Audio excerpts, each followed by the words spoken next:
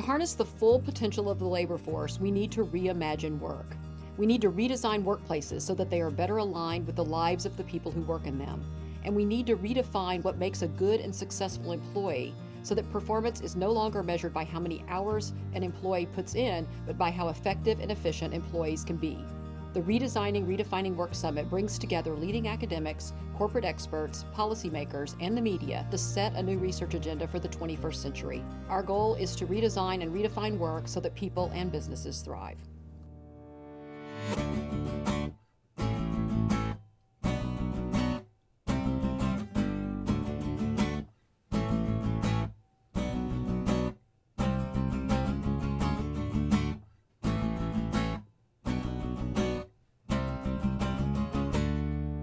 The goal of this video is to offer redesign insights from 3 well-researched case studies. Why these 3? If culture is the culprit that keeps work stuck, then we need to develop models where work processes and cultural norms simultaneously get improved. These 3 examples achieve those goals. These work redesigns include a global example, both professional and hourly work, and an example that has been implemented across multiple companies. In the end, we will look at similarities as well as unique learning points.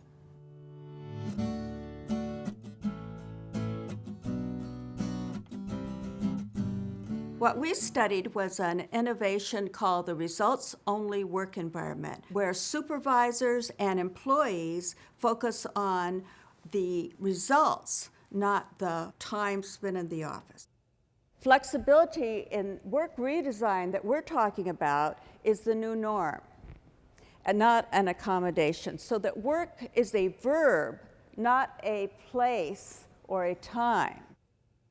ROWE, or the results-only work environment, is an example of a total work redesign. Instead of creating policies that focus on one population, like helping mothers or caretakers or new hires, and that is laid over a stuck, outdated culture, ROWE creates an entirely new culture focused on results.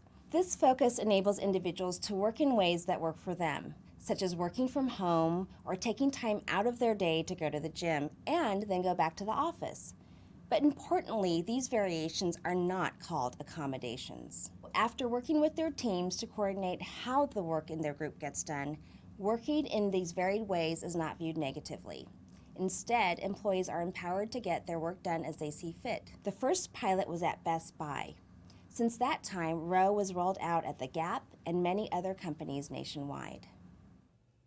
Millennials, which make up 80% of our workforce, actually think very differently than Gen X, baby boomers, and matures about work. And in particular, they expect work-life integration, regardless of whether they have families. So essentially what I hope to answer is kind of this question: do your employees work to live, or do they live to work, or both? And our aspiration at Gap is that they can do both. How can we meet the needs of individuals who are trying to have an amazing life in many dimensions? They want to be amazing parents, they want to be amazing partners, they want to be amazing athletes, and they want to deliver high performance with their teammates at work. How do we do both and not either or? So 2002 was the year after the millennials started entering the workforce and began to flood into our workforce in large numbers. And it was about at this time that we as a company began to experience significant pressure on employee retention. There were times in these early years of the 2000s where our turnover rates in some of our product functions like production, merchandising, and design were as high as 40% in 1 year. So if you could just imagine turning 40% of the people on your team in 1 year and trying to deliver the same quality of results, that's what we faced. An exit surveying and an employee engagement surveying, which we've been doing for over a decade, we discovered that work-life flexibility and burnout were always among the top 3 reasons for leaving. So what we said to ourselves is, operationally, if we want to run a more profitable business, strategically, if we want to get the best talent, we have to make work-life flexibility a source of competitive advantage, not disadvantage. So during this entire period, we tried everything in the marketplace. We adopted probably one of the best work-life flexibility, flexible workplace programs out there. Didn't move the needle at all. Didn't touch engagement, didn't touch retention. So about 2005, I went to a conference in Washington and saw Callie Ressler and Jody Thompson speak at the National Work-Life Conference. And at the time, Row was a little pilot at Best Buy in a few divisions, and we were really intrigued. Well, it took us till 2008 to convince our leadership to take the plunge and try this, but we did. We piloted this in our production team, which was trying to conduct work with Asia, their teams in Asia, in the middle of the night. And they had a turnover rate as high as 50% at one point due to the incredible hours they were working. 6 months after implementation, the engagement of that team, which had been the worst in headquarters, went to second best in the division, and turnover went down by 50%, productivity went up by 21%, and engagement went up by 7 points. I have two things to tell you about Row that are very, very important.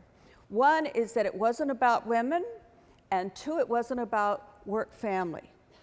It was about improving the way we work. So therefore, there was buy-in by everybody at every age, all genders, et cetera, including the managers. It was not a work-family issue or a working mother's issue. And yet, we found it decreased work-family conflict. And the way it did that is through increasing people's sense of schedule controls. To illustrate how different this feels and what can happen with work redesign, I think of an IT professional I interviewed a couple years ago named Hayward.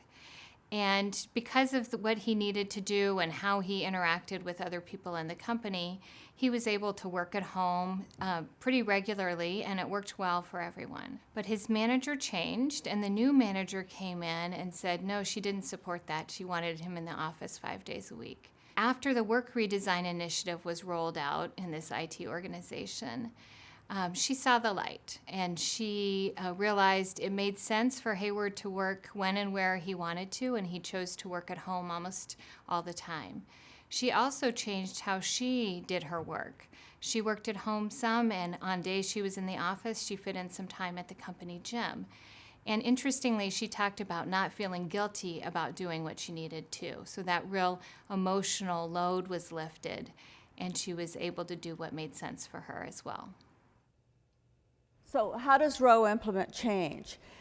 Results, not time at work. People tend to think of flexibility as an individual thing, but this happened through teams. And new norms and expectations about flexibility were developed. It was not individual accommodations, not mother may I, can I have this flexible time off, or can I start coming in later? So the flexibility redesign goes from a focus on work hours to the job requirements, doing the work well and on time. In the old way people worked at Best Buy, the supervisor set the hours and the schedules. Now individuals and teams collaboratively set their hours, work times, and schedules. And we're kind of amazed at the amount of change that we saw as a result of Row. One thing was in terms of health management. People were less likely to go to work when sick. So they changed their health behaviors. They took the time that they needed. They had a sense that they had enough time to make healthy meals and enough time for adequate sleep. So this is time adequacy that seemed to be very important.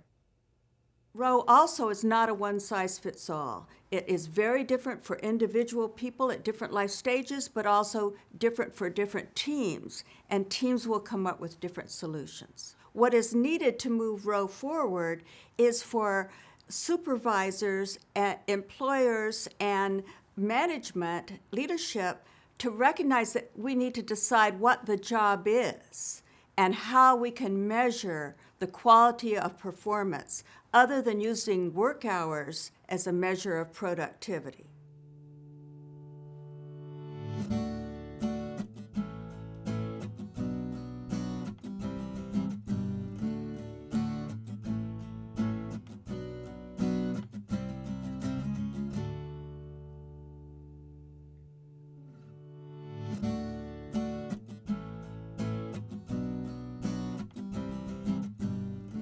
The second case study is a work redesign in China. This example, like Row, started with a pilot program, so the organization could learn and improve before a larger rollout. The option to work from home was offered broadly to all employees in the group, and employees were allowed to choose and even change their minds based on individual preferences and needs. As everyone knows, working from home has become a hot topic. There was a huge burst of publicity after Marissa Mayer banned working from home at Yahoo. There was a huge range of opinions. So some people thought it was great, some thought it was terrible. You know, there didn't seem to be a lot of consensus out there. Wanted to run a working from home study on a big company called Ctrip. So Ctrip is basically China's Expedia. In 2010, they had almost 50% of the travel agent market in China. They're a massive company. They have 16,000 employees.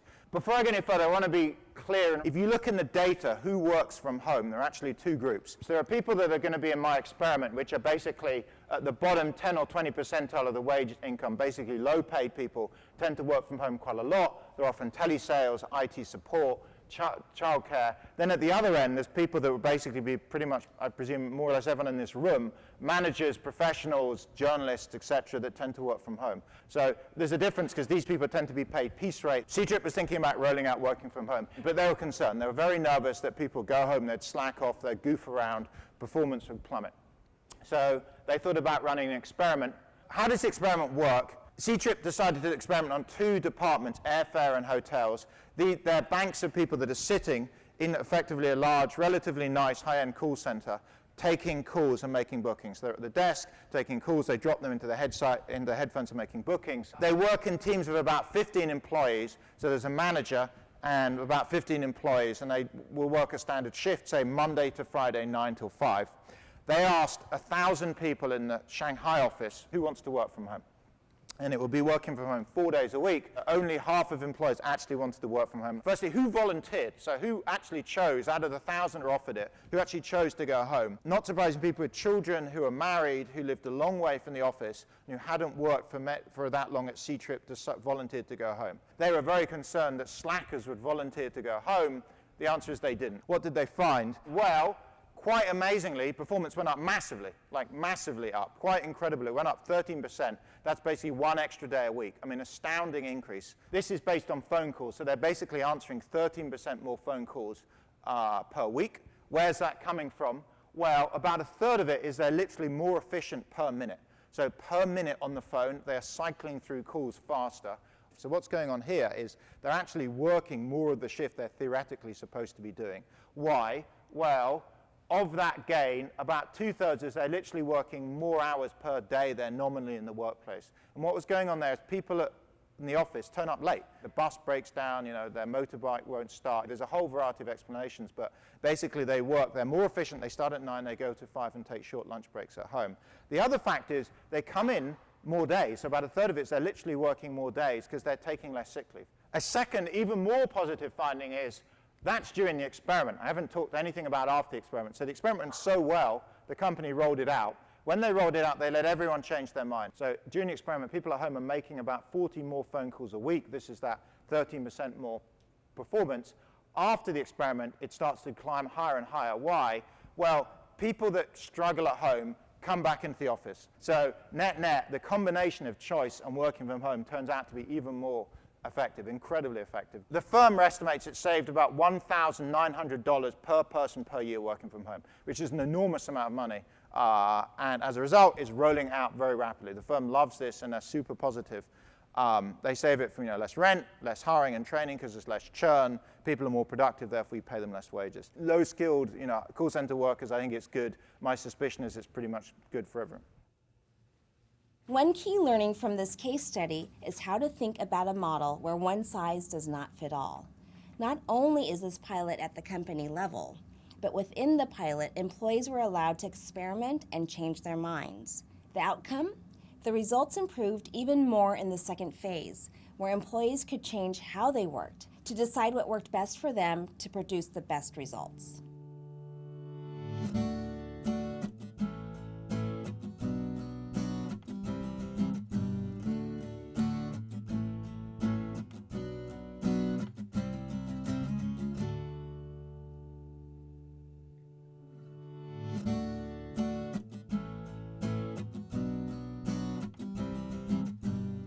In this case study, teams are the focal point of the work redesign. Starting with a pilot program, this example shows that a common work goal can inspire teams to improve their processes and communications so that employees gain greater control over their schedules and thus more life satisfaction. The goal chosen by the pilot at the Boston Consulting Group was predictable time off, or ensuring each team member has a night off from their smartphones and work schedules on a predictable basis. How many of you check your smartphone for work-related matters when you're not at work? Can I see a show of hands? And how many of you attend your kids' events, smartphone in hand? Can I see a show of hands? So what I want to talk about is why. We know that this is negative, so why do we act in this way? Why are we on so much? And I would argue that lots of us think that it's in the interest of our careers. We actually expect it as managers of the people that we're managing. And that's not to say there aren't endless solutions being proposed about what we might do differently. But you better be careful, because you don't want to deviate too much from the ideal worker, as we've been talking about, always on, always committed, work is your first priority, because if you deviate too much, you're going to face negative consequences. And so what I want to draw our attention to is what all of these proposed solutions have in common. All of them are about the individual accommodating to the way in which we work. Nothing else changes. Not what's rewarded, not what's valued, nothing but the individual. And as long as we believe that this is good for our organizations, nothing else is going to change. Does it really have to be this way? Maybe the potential isn't in all this emphasis on us helping you change you, but maybe the real potential is if we start thinking about how teams actually interact. And so I wanted to see, could you create change at the team level? And so the question that I wanted to ask going forward was, can a single group in a single organization in a given cultural context change the way they work such that their lives would get better and their work would not be negatively affected? And so I figured, well, what better place than where work totally infiltrates life? Because if I can create change there, I should be able to create change anywhere. So I chose the Boston Consulting Group, where they do really sleep with their smartphones, and I set out to understand what is going on. And what I quickly came to understand was their lives are totally unpredictable. They cannot make plans. And so the question became, could a group change the unpredictable nature of their work? And how we were going to do this is, well, we said, well, let's have a collective goal as a way to begin to see if we can actually create change. And the goal we agreed to was that everybody on the team would have a single, predictable night off each week for the duration of the project. The idea was that the whole team would be responsible for everybody on the team having their night off, and they would only succeed if everybody had their night off. So it was a couple of weeks into this experiment, and it was Bill's night off. Bill was the project manager, and this was the night before a major client deliverable.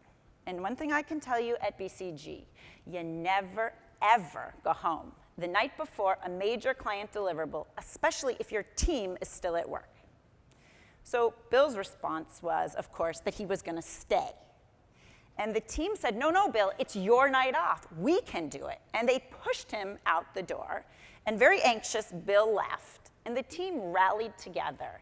And they collaborated, and they got the work done. And the next morning, the client got what the client needed. And the team was so inspired, totally empowered, and what an incredible developmental opportunity.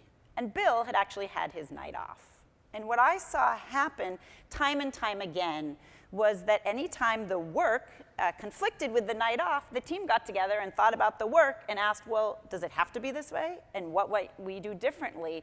And started to think about how could they change the way they worked. That was remarkable, but not nearly as remarkable as the fact that they actually now felt empowered to challenge all sorts of assumptions. So anything that was bothering them about the way they were working, or they thought they weren't as effective as they could be, they actually would have a conversation about it, and they'd actually begin to change it. And the personal played a particularly important part here. Because it all started, right? They were invested in this because if it got better, their lives were going to be less unpredictable, which was a big issue to them. And now they started to bring more and more of their personal lives into the conversation. And they started to trust each other more and to respect each other and to be increasingly open about what was actually going on in their lives outside of work. And so I went on and I tried to replicate this, and I did this in a second, a third, and a fourth team at BCG, and we continued to see the same kind of results. So I'm an academic, so I thought, that's awesome. 4 teams, you can create change. I'm going to go home and write about this. BCG pointed out to me that 4 teams was nice, but actually would be much nicer if we could change the whole organization. And so at this point, they got involved, and we went from 4 teams to 10, to the Boston office, to North America, and ultimately it became a global initiative. It's now been involved in over 2,000 teams in 66 offices in 35 countries. And the results just continue they never cease to amaze me. A very recent survey in BCG and all of North America shows that people who are on these teams are 21% more likely to perceive that they're delivering significant client value.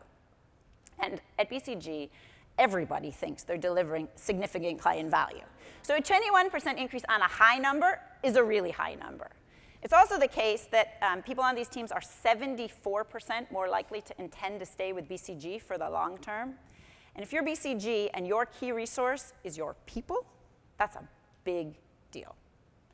So what did I learn from this? I learned that change is possible. We should focus at the team level, because it turns out it's not about your time and my time, it's about our time. It's about the collective use of time.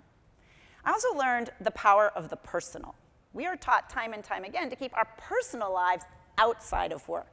And yet what I found was if you brought the personal into the workplace, it created actually more openness, more trust, and it was this ongoing catalyst for them to rethink work in ways that was very powerful.